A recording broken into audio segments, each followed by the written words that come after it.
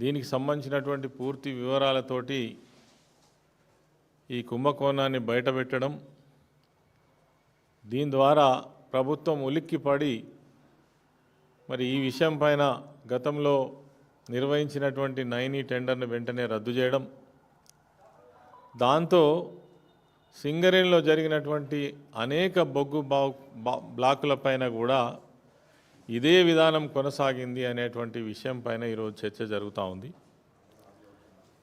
ఈ సింగరేణి అంటే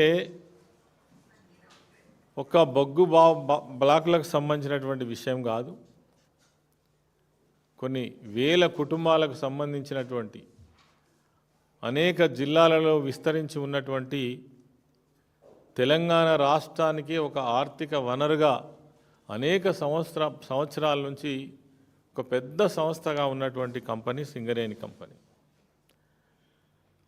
భారతదేశానికే వెలుగులు నింపి మినీ రత్న హోదా కలిగినటువంటి ఒక గొప్ప కంపెనీ. ఇలాంటి సింగరేణి కంపెనీ కాంగ్రెస్ ప్రభుత్వం అధికారంలోకి వచ్చిన తర్వాత 2 ఏళ్లలోనే ఒక కుంభకోణాల కేంద్రంగా మార్చిందనడంలో ఎటువంటి సందేహం లేదు. నేను సింగరేణి కార్మికుడిగా చాలా సంవత్సరాలు పనిచేసిన.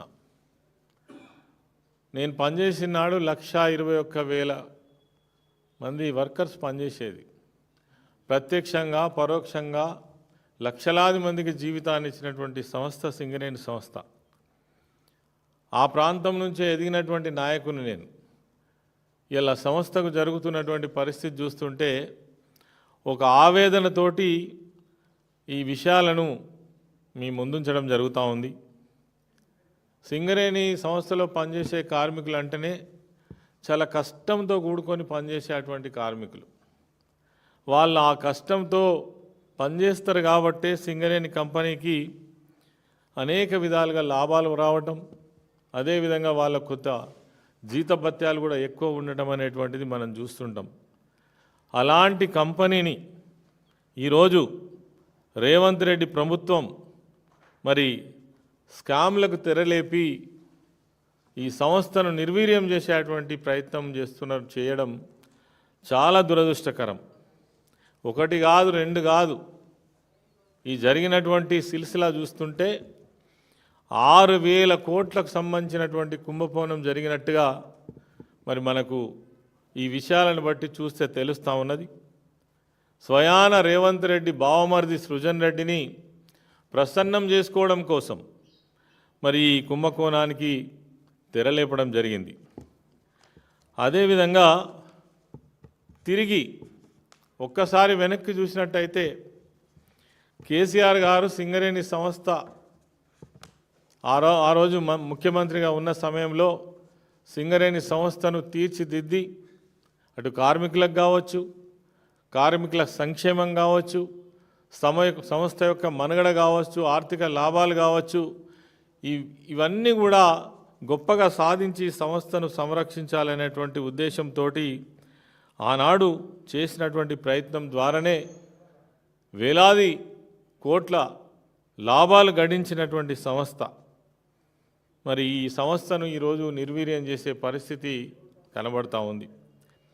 ఈ బొగ్గు స్కామ్ను బయటపెట్టినందుకు మొన్న హరీష్ రావు గారిని ఆగమేఘాల మీద నోటీసులు ఇచ్చి 8 గంటల పాటు విచారించారు. అసలు బొగ్గు కుంభకోణం బయట పెడితే ఇంకో కారణంతో డైవర్షన్ చేసి ఈ కుంభకోణాన్ని వెలుగులోకి రాకుండా చేయడం కోసం మరి హరీష్ రావు గారిని ఈ కాంగ్రెస్ ప్రభుత్వం ఏ విధంగా వేధించిందో మనం చూసినాం. కాంగ్రెస్ నాయకులు ఒకవైపు ఏమో బట్టగాల్చి మీదేసే ప్రయత్నం చేస్తున్నారు.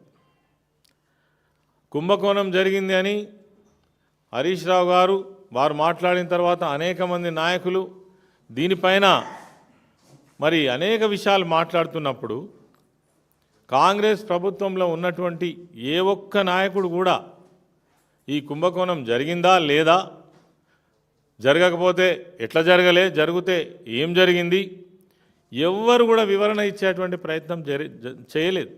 ఎందుకంటే జరిగింది నిజం కాబట్టే.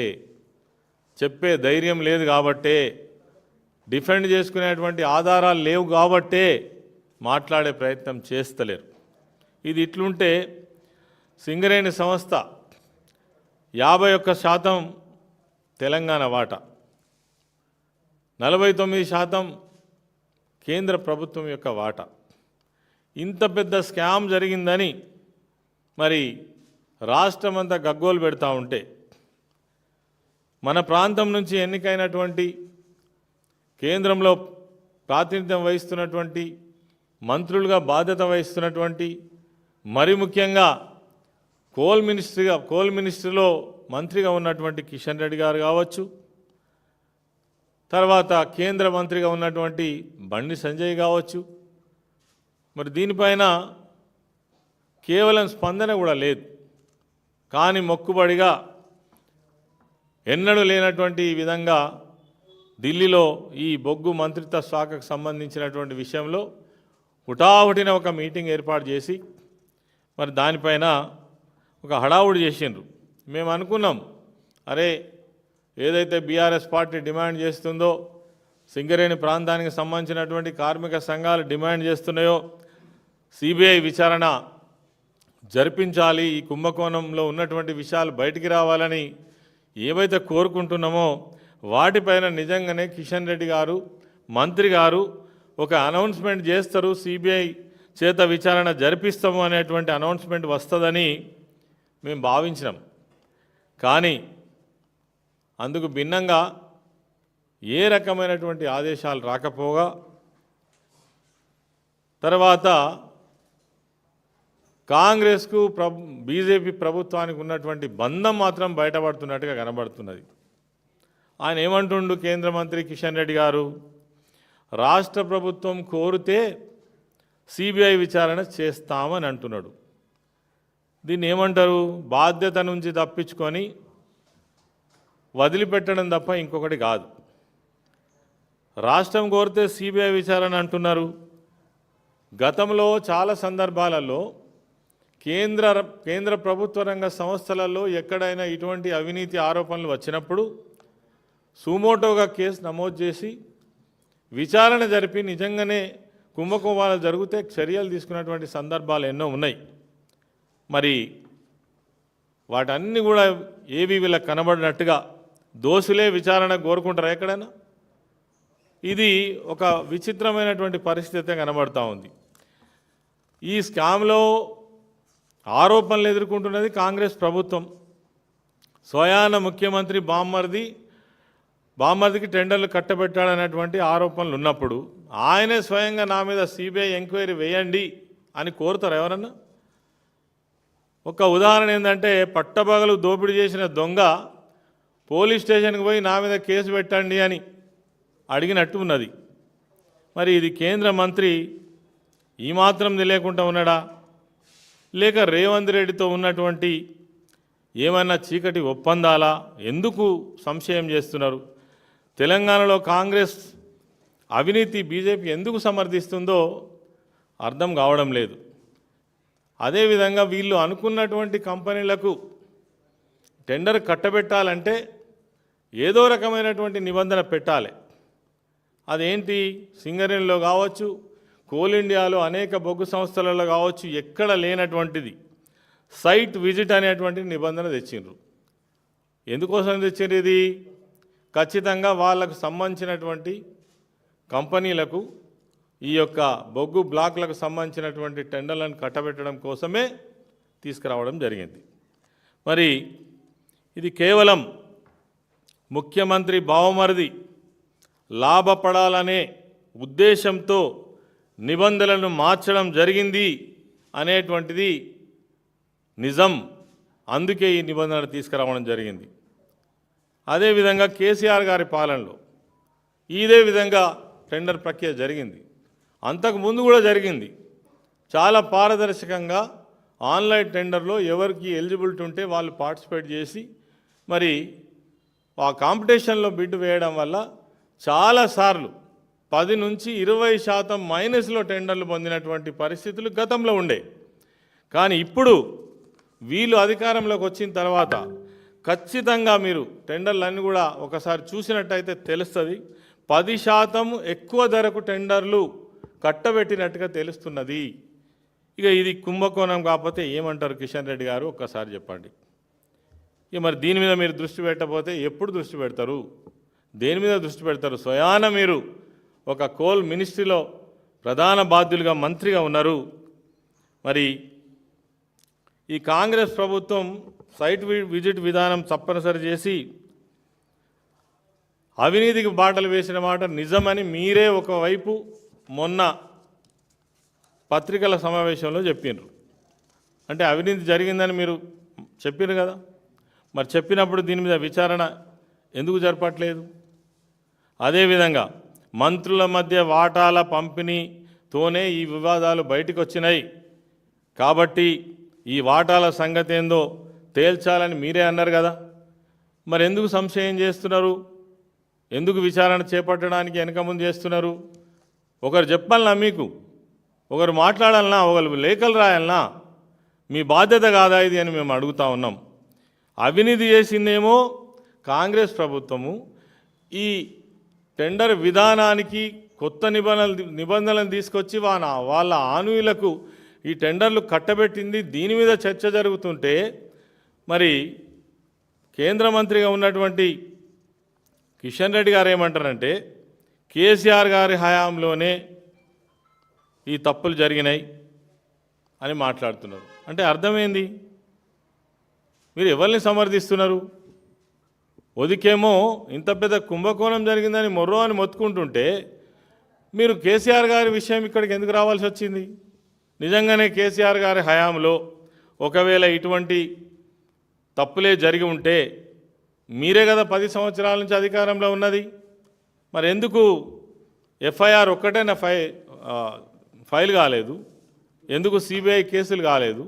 ఎందుకు విచారణలు జరగలేదు? అధికారం మీ చేతుల్లోనే ఉంది కదా, ఎంక్వైరీలు ఎందుకు చేయలేదు? ఇటువంటి తప్పుడు మాటలు ఎందుకు మాట్లాడుతున్నారు? దీన్ని బట్టి చూస్తే మీరు ఒక దిక్కు దోషిగా నిలబడ్డటువంటి కాంగ్రెస్ను వదిలిపెట్టి కేసీఆర్ గారిని, బీఆర్ఎస్ పార్టీని మాట్లాడడం అంటే మీ విధానం ఏ విధంగా ఉన్నదో అర్థమవుతా ఉన్నది. అదేవిధంగా రేవంత్ రెడ్డిని కాపాడేందుకేనా మీ ప్రయత్నం? దీంట్లో ఉన్న మతలబ్ ఏంది అసలు?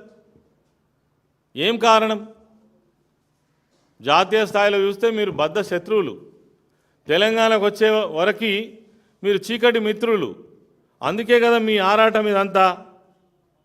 ఇంకా కిషన్ రెడ్డి గారు ఏమంటున్నారంటే కోల్ ఇండియాలో ఉన్నటువంటి బొగ్గు క్వాలిటీ అంతా కూడా 86%, సింగరేణి బొగ్గు క్వాలిటీ చూస్తే 58%. బొగ్గు కొనడానికి ఎవరు ముందుకు వస్తలేరు. మరి సింగరేణి కొంచెం ఇబ్బందులలో ఉన్నది. నేను అంటున్నా 137 సంవత్సరాల చరిత్ర కలిగిన సింగరేణి ఆనాటి నుంచి ఈనాటి వరకు కేంద్ర ప్రభుత్వ రంగ సంస్థ అయినటువంటి ఎన్టీపీసీ కావచ్చు, జెన్కో కావచ్చు, ఇతర పరిశ్రమలు కావచ్చు, ఇన్ని సంవత్సరాలుగా బొగ్గు ఉత్పత్తి చేయడం వల్లనే ఈ పరిశ్రమలన్నీ నడుస్తున్నాయి. ఇలా మీకు ఇంత చిన్నగా కనిపిస్తుందా సింగరేణి సంస్థ? ఇంకేమంటారంటే కేంద్రానికి అప్పగిస్తే మేము మంచిగా నడుపుతామని అంటున్నారు కిషన్ రెడ్డి గారు. మీరు ఈ రాష్ట్రం బిడ్డ అనే విషయాన్ని మర్చిపోకండి కిషన్ రెడ్డి సాబ్. అనేక సంవత్సరాల నుంచి 51% వాటాతో ఉన్నటువంటి ఒక సంస్థను కేంద్రానికి అప్పగించమని కోరుతున్నారు. అంటే మీ ఉద్దేశం ఏంది? దీన్ని రాబోయే కాలంలో ప్రైవేటు వ్యక్తులకు మొత్తంగానే అప్పజెప్పే ప్రయత్నం చేస్తారా? ఇది సింగరేణి గొంతు కోసినట్టు కాదా? కాంగ్రెస్తో కలిసి బీజేపీ చేస్తున్నటువంటి ద్రోహం నిజంగా కూడా ఇది చరిత్ర క్షమించరానటువంటి ద్రోహం. మీకు ఏమాత్రం నిజాయితీ ఉన్న దీనిపైన సరైనటువంటి ఆలోచన చేయాలని మేము కోరుతా ఉన్నాం. అదేవిధంగా బండి సంజయ్ గారు ఉన్నారు కేంద్ర మంత్రి, ఒక్క మాట మాట్లాడరా? అవసరం లేనప్పుడు మాత్రం ఏది పడితే అది మాట్లాడతారు మీరు. ఇంత పెద్ద కుంభకోణం మీ కరీంనగర్ జిల్లాలోనే బొగ్గు గనులు ఉన్నాయి. మీ నోటి మాట ఒక్కటి ఈ కుంభకోణం పైన విచారణ జరగాలని, ఈ కాంగ్రెస్ ప్రభుత్వం చేస్తున్నటువంటి అవినీతిని బయట పెట్టాలని ఒక్క మాట మాట్లాడరా? మాట్లాడరు. ఎందుకంటే మీకు ఉన్నటువంటి సంబంధం అటువంటిది. అదేవిధంగా ఈ ఇద్దరు కేంద్ర మంత్రులు ఉండి మరి రాష్ట్రానికి ఏం మేలు చేస్తున్నట్టు? ఇటువంటి సందర్భం వచ్చినప్పుడు కూడా ఒక సంస్థ మునిగిపోతుంటే చూడడం కోసమేనా మీరు ఇద్దరు కేంద్ర మంత్రులు ఇక్కడి నుంచి ప్రాతినిధ్యం వహించడం? ఇది చాలా బాధాకరం. అదేవిధంగా పిసిసి అధ్యక్షులు మహేష్ కుమార్ గౌడ్ గారు మేము కేవలం ఆరోపణలు చేయడం లేదు, పూర్తి వాస్తవాలతో కుంభకోణాన్ని బయటపెట్టాం. ఇది హరీష్ రావు గారు చెప్పిన మాట. హరీష్ రావు గారు ఎటువంటి ఆధారాలు లేకుండా ఎప్పుడు మాట్లాడరు. సిబిఐ విచారణ వేస్తే పూర్తి ఆధారాలతో సమర్పించేందుకు మేము సిద్ధంగా ఉన్నామని హరీష్ రావు గారు కావచ్చు, బీఆర్ఎస్ పార్టీగా నిజంగా మేము సిద్ధంగా ఉన్నాము. మీకు దమ్ము ధైర్యం ఉంటే సిబిఐ ఎంక్వైరీ వేయించండి అని డిమాండ్ చేస్తున్నాము. అయినా మీరు అడ్డగోలు మాటలు మాట్లాడుతుంటే ఏం చేయాలి? బొగ్గు కుంభకోణంపై చర్చకు మేము సిద్ధం. దమ్ముంటే రమ్మని మేము పిలుస్తున్నాం. నిజంగా దమ్ముంటే మహేష్ కుమార్ గౌడ్ గారు రావచ్చు మీ దగ్గర. మేము చేసినటువంటి ఆరోపణలకు మీ దగ్గర ఏం ఆధారాలు ఉన్నాయో. అదేవిధంగా రేవంత్ రెడ్డి తన బామ్మర్తో కలిసి చేసిన బొగ్గు కుంభకోణాన్ని సింగరేణి లోకమంతా కూడా ఇలా చాలా శోకిస్తుంది. నిన్ననే మొత్తం డివిజన్ల పైన ఒక నిరసన కార్యక్రమాలు జరిపి మా సింగరేణి సంస్థను సర్వనాశనం చేస్తారా అని ఇలా నిరసన నిన్న తెలియడం జరిగింది. సింగరేణి కార్మికులు మోగించినటువంటి ఏదైతే ఈ సైరన్ సాధారణమైనటువంటి సైరన్ కాదు, ఖచ్చితంగా ఇది రాష్ట్ర కేంద్ర ప్రభుత్వాలకు ఒక హెచ్చరిక లాంటిదని మాత్రం ఈ సందర్భంగా నేను తెలియజేస్తా ఉన్నాను. తెలంగాణకే కొంగు బంగారమైనటువంటి సింగరేణి ఇలా కాంగ్రెస్ బీజేపీ కబంధ హస్తాల నుంచి కాపాడుకోవడం కోసం బీఆర్ఎస్ పార్టీ కావచ్చు, సింగరేణి బొగ్గుగని కార్మిక సంఘం కావచ్చు, ఖచ్చితంగా పోరాటం చేస్తుందని ఈ సందర్భంగా తెలియజేస్తూ ఉన్నాం.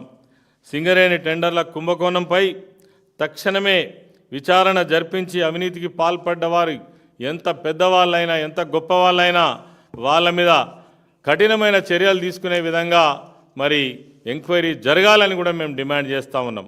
అదేవిధంగా సింగరేణి కాంగ్రెస్ది కాదు, బీజేపీది కాదు, ఇది తెలంగాణ ప్రజల హక్కు. దీన్ని కాపాడాల్సినటువంటి బాధ్యత తెలంగాణ ప్రజలపై ఉన్నది. తెలంగాణ రాష్ట్రం కోసం ఏర్పడ్డటువంటి బీఆర్ఎస్ పార్టీ పైన ఉన్నది.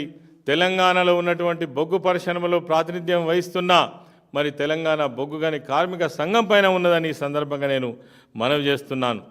దాన్ని దోచుకుంటే బీఆర్ఎస్ పార్టీ చూసుకుంటూ ఊరుకోదు. సింగరేణి బచావో అనే ఉద్యమానికి ఖచ్చితంగా మేము తెరలేపుతాం. మరో ఉద్యమాన్ని ప్రారంభిస్తాం. ఈ బొగ్గు సంస్థను కాపాడుకోవడం కోసం ఎంతకైనా ముందుకు పోతామని డిమాండ్ చేస్తూ మళ్ళీ ఒక్కసారి చెప్తున్నాను, నైని కోల్ బ్లాక్తో పాటు జరిగినటువంటి ఇంకా 6 బొగ్గు బ్లాకులకు సంబంధించినటువంటి వాటిపైన కూడా విచారణ జరిపించి తక్షణమే మీకు చిత్తశుద్ధి ఉంటే వాటిని కూడా రద్దు చేయాలని డిమాండ్ చేస్తూ ఉన్నాం.